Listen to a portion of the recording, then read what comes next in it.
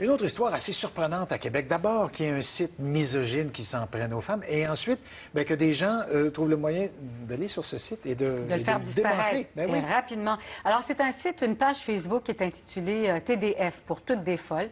Effectivement, il a été supprimé par des internautes qui étaient vraiment outrés de lire ce qu'on pouvait y trouver. Ils ont piraté la page Facebook pour la faire disparaître. Alexandra, à Québec, les internautes ont pris vraiment l'affaire en main.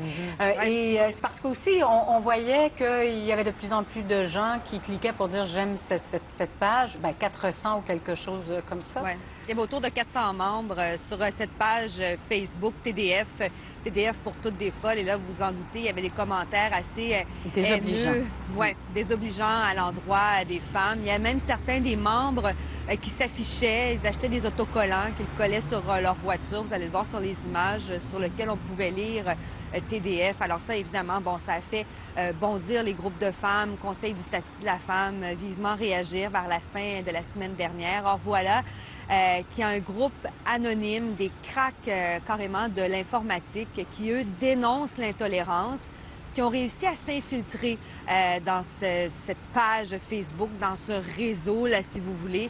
Ils ont réussi à pirater, à faire fermer la page Facebook. Mais avant de le faire, ils ont pris les coordonnées des administrateurs, alors leur nom, leur adresse, leur numéro de téléphone, et ils ont publié ça sur un autre site, un site qui s'appelle fashowatch.com, qui, eux, dénoncent également l'intolérance. Entre autres, ils avaient dénoncé des propos haineux dans le cadre du conflit étudiant le printemps dernier.